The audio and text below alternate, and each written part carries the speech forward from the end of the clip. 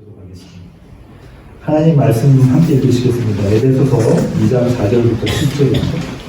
에베소서 2장 4절부터 7절의 말씀 한 목소리를 읽으시겠습니다. 긍휼이 풍성하신 하나님이 우리를 사랑하신 그 큰 사랑을 인하여 허물로 죽은 우리를 그리스도와 함께 살리셨고 너희는 은혜로 구원을 받은 것이다. 또 함께 일으키사 그리스도 예수 안에서 함께하게 하시니 이는 그리스도 예수 안에서 우리에게 자비하심으로써 그 은혜의 지극히 풍성함을 오는 여러 세대에 나타내려 하십니다. 아멘. 에베소서 강의 17번째 시간입니다. 본문은 에베소 2장 4절부터 7절의 말씀을 갖고 연합이라는 제목으로 함께 나누기 원합니다. 부제목은 그 큰 사랑을 인하여입니다. 화면에 단어들이 나옵니다. 공통점이 연합. 설교 제목이 연합이죠. 이 연합들은 모두 목적을 갖고 있습니다. 그 목적을 갖고 자발적으로 참여하는 겁니다. 여기서 제가 자발적이라고 이야기했는데요. 그 자발적이라는 것은 자기의 이익을 위해서 참여했다는 겁니다. 세계나 국가나 단체, 또 공동의 이익일 수도 있고요. 개인의 이익일 수도 있습니다. 이것이 세상에서 말하는 연합이에요. 나의 이익을 갖고 참여합니다. 이익을 위한 하나됨이 연합입니다. 교회도 연합인가요? 교회도 연합인가요? 네. 교회도 연합입니다. 그러나 교회는요, 이런 다른 연합들과는 구별된 특성을 갖고 있습니다. 먼저 참여의 원인이 그 구성원들에게 있지 않아요. 스스로 교회에 나온 것 같지만 그렇지가 않습니다. 교회는 불려내어진 자들이에요. 수동태입니다. 누가 불러내셨나요? 하나님께서. 어디로부터요? 세상으로부터. 이것이 교회라고, 한국어로 교회라고 번역되는 헬라어, 그래서 에클레시아입니다. 세상으로부터 불려냄을 받았다. 교회는 부르심을 받은 자들의 연합이에요. 한 명 한 명 하나님께서 불러내신, 세상에서부터 불러내신 분들의 연합이 교회입니다. 그런데 그 부르심을 받은 자의 근원적인 연합이 있어요. 한 명 한 명이 부르심을 받았다고 했잖아요. 근데 그 안에 또 연합이 있어요. 그 연합이 뭐냐면 그리스도와의 연합입니다. 우리 모두는 연합이죠. 근데 여러분 한 분 한 분은 그리스도 예수와 연합했다는 거예요. 따라서 교회는요, 그리스도와 연합하도록 부르심을 받은 자들의 연합이에요. 그리스도와 연합하도록 부르심을 받은 자들의 연합, 그것이 교회입니다. 정리하면요, 교회의 모든 구성원들은 그리스도와 한 몸이 되었습니다. 연합인가요? 네. 또한 그들의 공동체인 교회 역시 그리스도의 몸입니다. 연합입니다. 오늘 나눌 내용은 이 특별한 연합의 내용입니다. 지난주에 나눴던 내용, 에베소서 2장 1절부터 3절의 내용을 조금 되새김해 보겠습니다. 사도는요, 우리 모두가 이미 죽었던 자라고 사망 선고를 꽝꽝꽝 내렸어요. 앞으로 죽을 자가 아닙니다.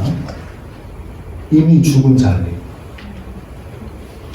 그 사망의 상태를 무엇이라고 표현했냐면요, 세상의 풍조를 따라가는 것, 공중의 권세 잡은 자를 따라가는 것, 그것이 사망의 모습이라고 그렇게 사도가 이야기했죠. 더불어 이 상태는요, 육체의 마음이 원하는 것을 그대로 살아가는 것, 그걸 하면서 살아가는 것, 그것이 사망의 모습이라는 것. 한마디로 사망의 상태는요, 하나님과 관계가 없는 상태입니다. 그분을 모르는 상태예요. 하나님을 알지 못하니 하나님이 안 계십니다. 그런가요? 하나님을 알지 못하니까 그들 가운데 하나님 계시지 않은 겁니다. 그것이 이미 죽은 상태입니다. 성경은요, 이 사망 선고에서 단 한 명의 예외도 존재하지 않는다라고 밝히고 있습니다. 그러니 우리 모두는 이미 죽었습니다. 그렇게 본질상 진노의 자식이죠. 이걸 받아들이기가 쉽지가 않아요. 우리로서는 불가능한 겁니다. 이 본질상 진노의 자녀라는 말은요, 대단한 절망의 말입니다. 다시 말해 희망 없음의 극치예요. 하나님의 진노는 무엇입니까? 영원한 사망이에요. 우리 이렇게들 이야기하시는 분들 많이 보잖아요. 죽고 나면 끝이지 뭐 인생 별거 있어? 우리 전도회들도 그러지 않습니까? 죽고 나면 끝이지 인생 별거 아니에요. 아닙니다. 성경 그렇게 이야기하고 있지 않아요. 죽고 나면 무엇이 기다립니까? 영원한 사망, 지옥이 기다리고 있습니다. 그곳에는 생명이라고는 없어요. 그런데 우리가 그 영원한 상황에서 구원받을 그런 가능성이 하나도 없었어요. 왜냐하면 우리는 이미 죽은 자였기 때문이었습니다. 이미 죽었다는 것은 우리를 구원해낼 능력도 구원받을 자격도 없다는 거예요.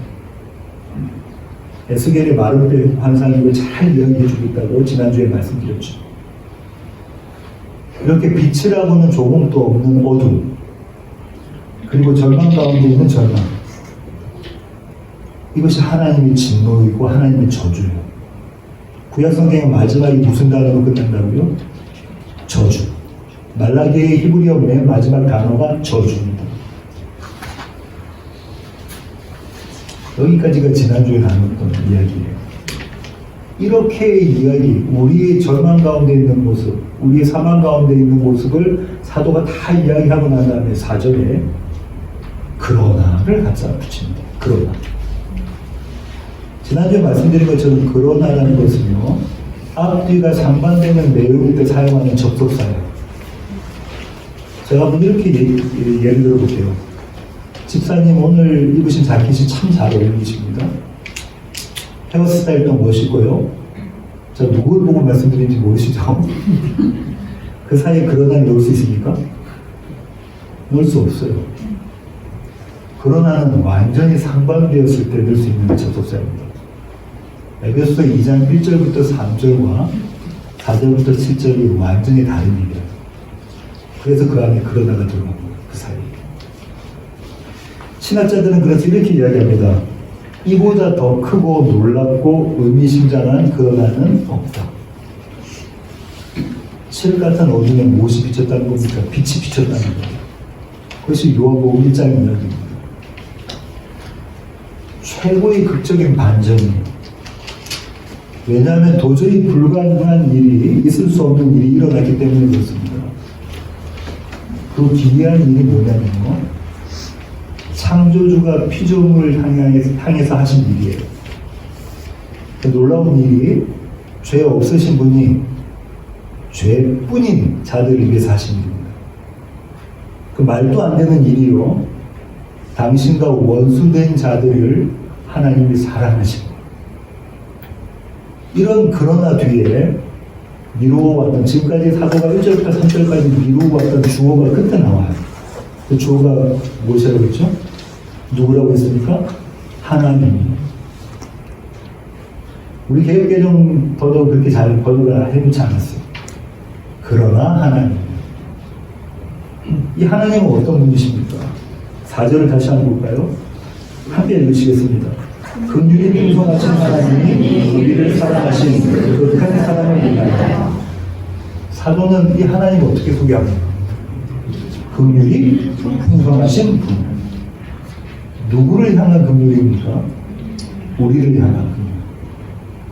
우리를 사랑하시는 분. 이 긍휼은요, 우리를 향하신 하나님의 태도예요. 긍휼이라는 단어는 이런 원래적 의미를 갖고 있습니다. 불쌍한 사람.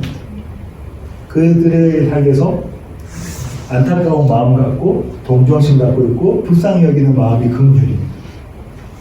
근데 여기서 우리가 주의해야 할 것은요, 지금까지 1절부터 3절까지 우리가 살펴본 것처럼 우리가 불쌍히 여김을 받을 만한 존재인가라는 거예요. 하나님은 저와 여러분을 불쌍하게 여겨주시는데, 그러면 우리가 그렇게 불쌍함을 받을 만한 그런 존재인가?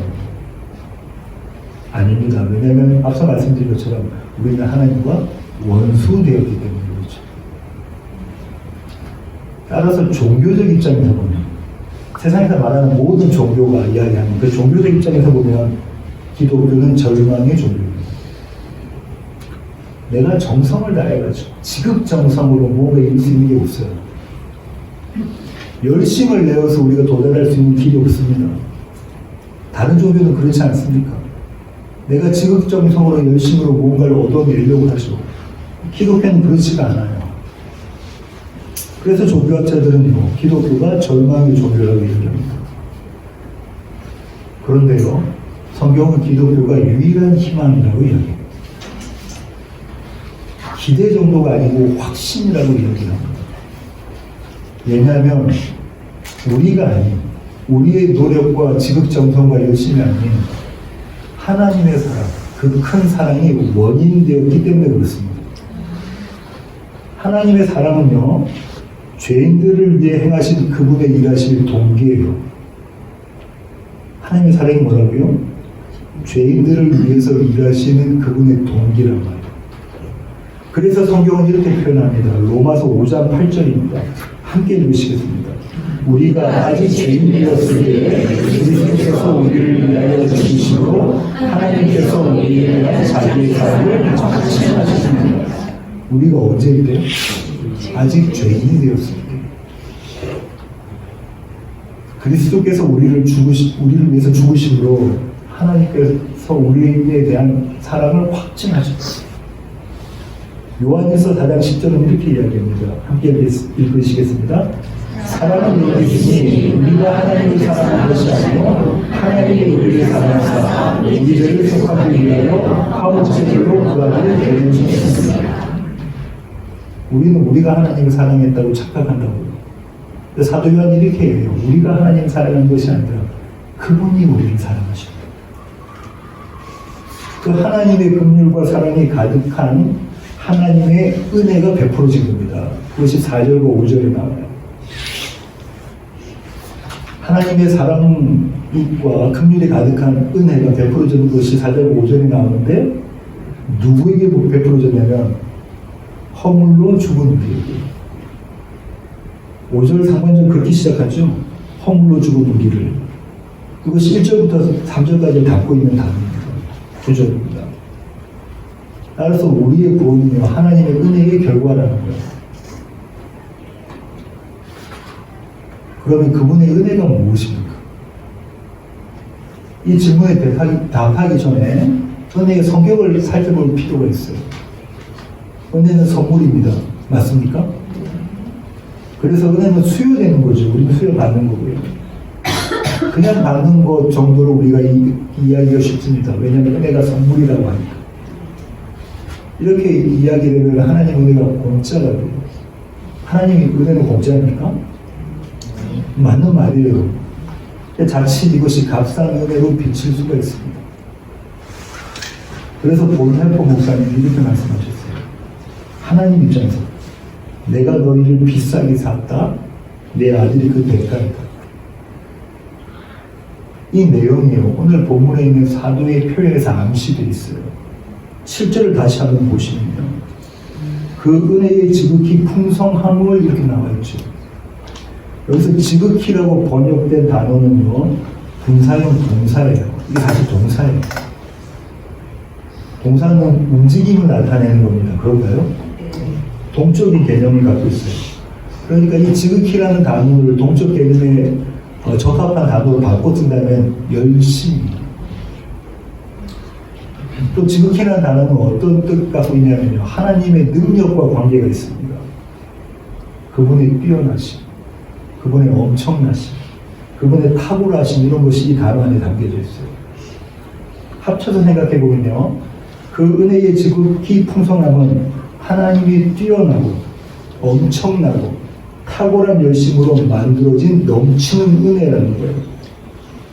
그냥 뭔가 이렇게 하게 주신 게 아니라 하나님이 애를 쓰셔서 힘을 쓰셔서 열심을 내셔서 신실하게 하신 일이라는 거. 그것이 은혜라는 거. 그런 선물이라는 겁니다. 헬라어 단어가 그 의미를 갖고 있어요. 그 열심이요. 아버지가 아들을 내어주는 열심이십니다. 그 열심이요. 아들이 하나님이신 그분이 인간의 모습으로 이 땅에 오셔서 십자가에서 달려 죽으시는 열심입니다. 그 열심이 지금 또 우리의 구원을 이루어 가시는 성령님이 일하십니다. 그래서 우리가 은혜라는 단어를 쓸 때는요, 하나님께서 이 엄청난 대가를 지불하셨구나, 이걸 우리가 이해하고 있어요. 뭐 다 은혜죠. 이 정도의 이야기가 아니라 은혜가 선물이라는 것의 참 의미는요, 그 선물은 값으로는 치를 수 없는 귀하고 소중한 것이기 때문에 그렇습니다. 그리고요, 우리로서는 갚을 능력이 없기 때문에 그렇습니다. 그래서 주신 것.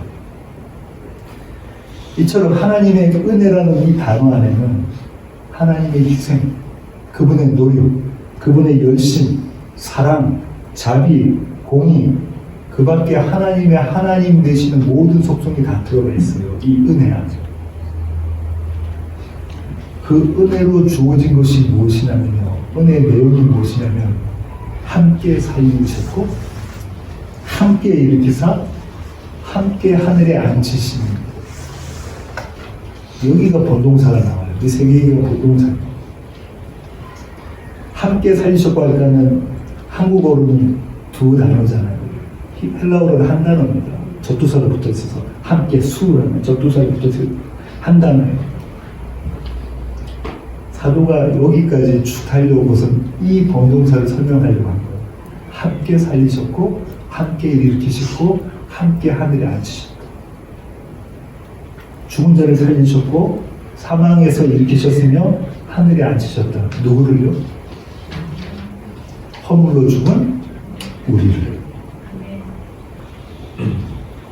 누구를요? 허물로 죽은 우리를. 수식어가 있어야 돼요. 그냥 우리가 잘나서가 아니라 허물로 이미 죽은 우리. 누가요?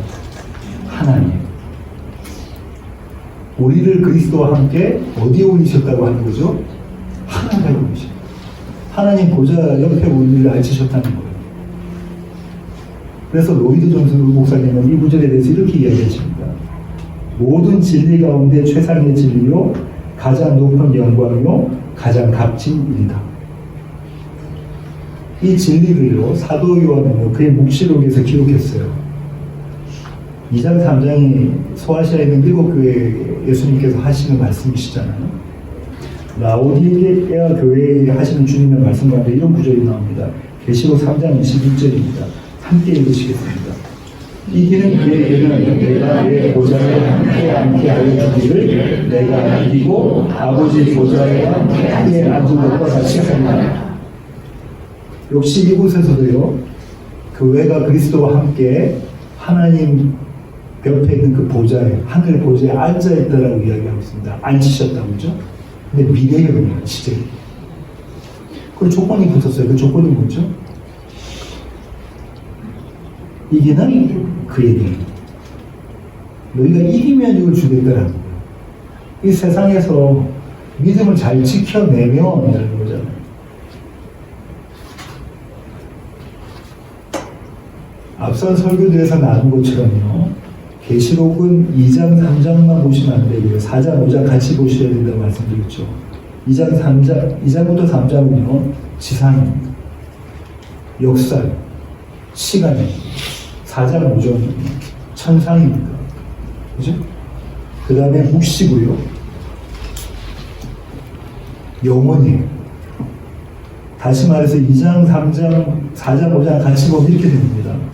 시간 속에서 영혼을 사는 사람들, 지상에서 천상을 사는 사람들, 역사 속에서 묵시를 사는 사람들, 이 사람들의 모습을 이야기하고 있는 거예요. 이 두 개의 모습 중 어느 하나도 허상이 아니에요. 우리는 지금 눈에 보이는 이 세상이 실제인 것 같고, 나중에 가게 될 그곳, 미래의 시제인 것 같고, 또 어떻게 보면 허상인 것 같은데 그렇지가 않아요. 두 가지가 다 실제라는 거예요. 계시록 2장부터 5장은 그런 의미를 갖고 있습니다. 이기는 그에게는 과 이미 이겨서 하늘에 앉혀진 모습이 같이 있어요. 오버랩돼서. 무슨 말이냐면 이런 얘기입니다. 이기는 그에게는 우리의 실력이 아니라 하나님의 능력으로 이기게 하셔서 그 자리에 앉히신 거예요. 그분의 크신 능력이 이미 이기셨다는 거예요. 사도 요한이 이야기하고 있는 것이 그 얘기입니다. 그래서 바울 사도도요, 과거 시대에서 동사를 사용하는 겁니다. 이미 완성되었다. 그렇게 결론을 내려버려요. 이미 완성되었다. 이 초월적인 사건을 가능하게 하는 하나님의 열심이 무엇이냐면요, 함께. 누구 함께요? 누구와 함께? 그리스도와 함께. 사도가 이렇게 이야기해요. 그리스도와 함께 살리셨고, 그리스도와 함께 일으키셨으며, 그리스도와 함께 하늘에 앉히셨다. 함께. 생략할 만도 한데, 생략하지 않고, 함께 그리스도와 함께 사용하셨습니다. 주님은 이미 교회에게 이 약속을 하셨었어요. 마태복음 28장 마지막 절 20절 하반절을 함께 읽으시겠습니다. 볼지어다 내가 세상 끝날까지 너희와 항상 함께 있으리라 하시니라. 내가 세상 끝날까지 너희와 항상 함께 있으리라. 이 약속을 지켜내신 거예요. 함께. 십자가에서도 저와 여러분은 예수 그리스도와 함께 있었습니까? 우리가 다시 살아났다면 이미 죽었다는 거잖아요. 그리스도 예수와 함께 우리가 십자가에 달려 죽었나요? 빈 무덤에서 우리가 함께 있었습니까? 하늘 보좌에서도 그분과 함께 있었습니까? 믿어지세요? 제가 여러분께 질문 드려보겠습니다. 저와 여러분이 천상의 하나님 우편에 앉아있는 그 우리의 모습, 이 그림이 그려지십니까? 단순히 우리의 기대와 소망이 아니라 이미 이루어진 사실이라고 사도들이, 요한 사도도 바울 사도도 이야기하고 있는데 그것이 믿어져요? 그리스도와 한몸되어서 그분의 십자가의 죽음과 부활의 빈 무덤이 우리의 것이 되어버렸다. 이렇게 선언하고 있는데 이것이 믿어지시나요? 믿어지는 것이 기적입니다. 맞습니까? 세상 누구도 자력으로 이것을 믿을 수 없어요. 자기 실력으로. 왜냐하면 도대체가 말이 안 되는 거예요. 그렇지 않아요? 이스라엘에 있던 그리스도라는 목수의 아들이 죽은 것이 내가 그때 그와 함께 죽었고, 그분이 살아나셔서 내가 그분과 함께 살아났고, 그분이 하늘에 오시는데 내가 그분과 함께 하늘에 있다. 이게 믿어지겠냐? 믿어지는 것이 기적이에요. 그래서 믿음은 우리의 것이 아닌 거예요. 우리가 믿어요. 우리가 믿지만 그 믿음의 원인은 우리가 아니라 그리스도 예수이십니다. 믿음의 주인이신 그분이세요. 그분이 우리의 믿음을 붙잡고 계십니다. 그분의 믿음이 나의 믿음이 되는 것이 연합입니다. 그리스도와의 연합에 대해서요, 길성남 교수님이 이런 말씀하셨는데요. 제가 한번 읽어보겠습니다. 그리스도의 죽음과 부활이 우리를 위한 구원의 사건이지만 그리스도와 연합하지 않는다면 우리에게 아무런 효력이 없다. 저는 이 말 좀 다르게 표현하고 싶어요.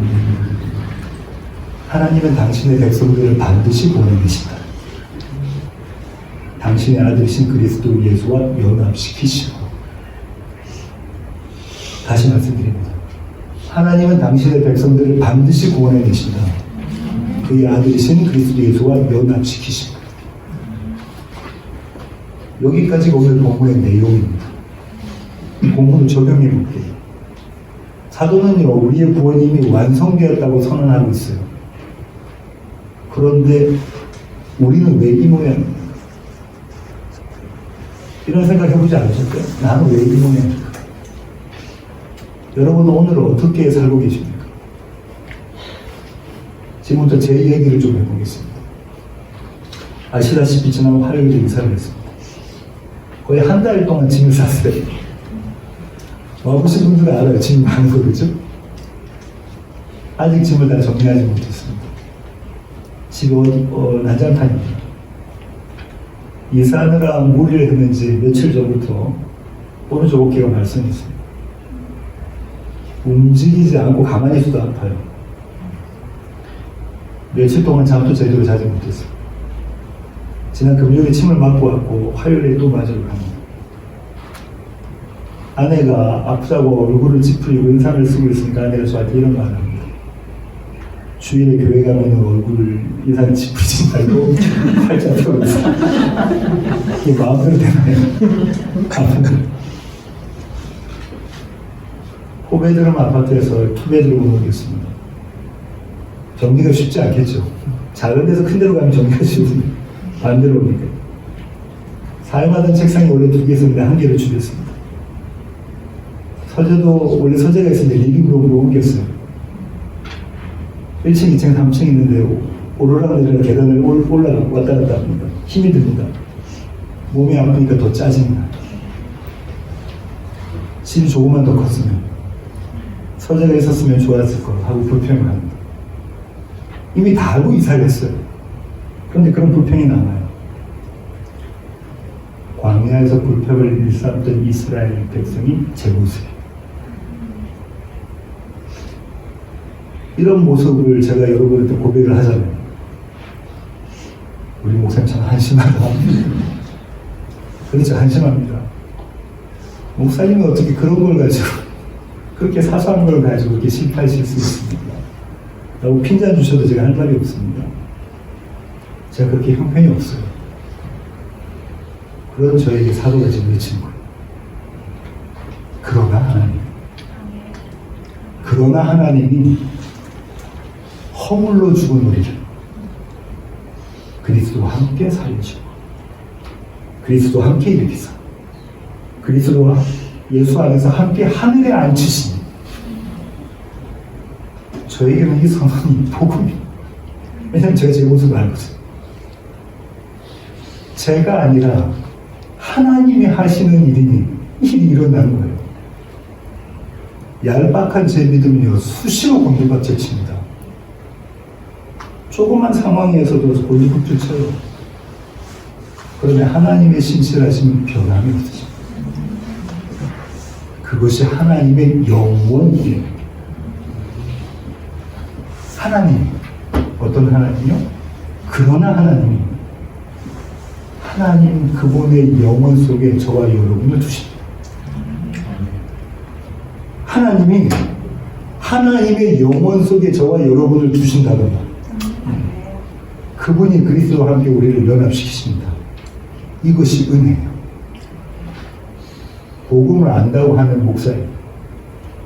복음을 지금처럼 전하는 목사에게 가장 필요한 것이 무엇인 줄 아십니까? 복음이에요. 복음을 안다고 하는 저에게, 복음을 전하는 저에게 가장 필요한 게 무엇이냐면 복음입니다.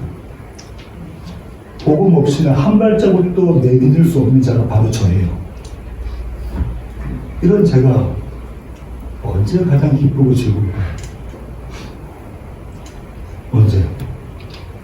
지금 여기 이 예배의 자리 여러분과 함께 그러나 하나님을 예배하는 이 자리가 가장 즐겁고 기쁩니다. 왜냐하면 하나님의 사랑을 확인하는 자리가 이 자리이기 때문에 그렇습니다. 설교의 결론을 맺도록 하겠습니다. 세상에서 산다는 것은 만만치가 않습니다. 결코 호락호락하지가 않아요. 이 말씀은요, 모든 사람들이 힘들게 하루를 산다 이 뜻이 아니에요. 세상 사람들은 그렇게 이야기하는데 저는 그 뜻으로 얘기한 게 아닙니다. 세상 풍조를 벗어나는 것이 그렇지 않다는 거예요. 세상의 가치관과 세계관을 쫓아가지 않는 것이 그렇게 호락하지 않다는 겁니다. 만만치가 않아요. 그래서 우리는 교회로 모입니다. 교회로 연합합니다. 세상 속에서 세상 밖으로 불려냄을 받은 자들이 그들이 저예요. 지금 세상 속에 있지만 그 세상 속에서 세상 밖으로 불려내는 자들, 에클레시아, 그들이 저와 여러분이라고. 그런 자들이 복음으로 사는 사람들입니다. 초대교회는 모이기 힘썼나요? 모이기 힘썼습니다. 사도행전은 그렇게 기록하고 있습니다. 교회로 모여서 우리는 말씀을 듣습니다. 하나님의 말씀을 들어요. 듣고 또 듣고 듣고 또 듣고 예배를 통해서 성경 공부를 통해서 하나님의 말씀을 듣죠. 그 말씀을 살아내는 것이 삶입니다. 그 삶을 나누는 것이 구역이에요. 구역 모임입니다. 우리를 살리시고 우리를 일으키시며 하늘에 앉으신 그러나 하나님이 그 하나님의 이야기를 나누는 것이 구역 모임이에요. 저와 여러분이 오늘 함께 하게 될 그 구역 모임이 그런 구역 모임입니다. 이것이 우리가 모여야 될 이유예요. 세상이 흘러가지 않다니까요. 만만치가 않아요. 우리가 구역 모임으로 모여서 하나님의 복음, 그 복음이 하나님께서 우리를 가운데 어떻게 역사하셨는 것을 나누고 확인받는 자리가 구역 모임입니다. 교회는 그리스도 예수와 연합한 성도들의 연합입니다. 그 연합이 낮은 울타리 교회입니다. 오늘 나눌 구역 모임이 그런 연합되기를 원합니다. 기도하시겠습니다. 주님, 그렇습니다. 이 비참한 나를, 죄로 물든 나를, 허물로 가득한 나를 그리스도 예수와 함께 살리시고 그리스도 예수와 함께 일으키시고 그리스도 예수와 함께 하늘에 앉히셨습니다. 하나님, 이것이 은혜입니다. 이 연합의 은혜로 오늘을 사는 하나님의 영혼을 살아가는 우리 낮은 울타리 교회 모든 교회 가족 될 수 있도록 하나님 저희들을 붙잡아 주시옵소서. 귀하신 예수님의 이름으로 기도합니다. 아멘.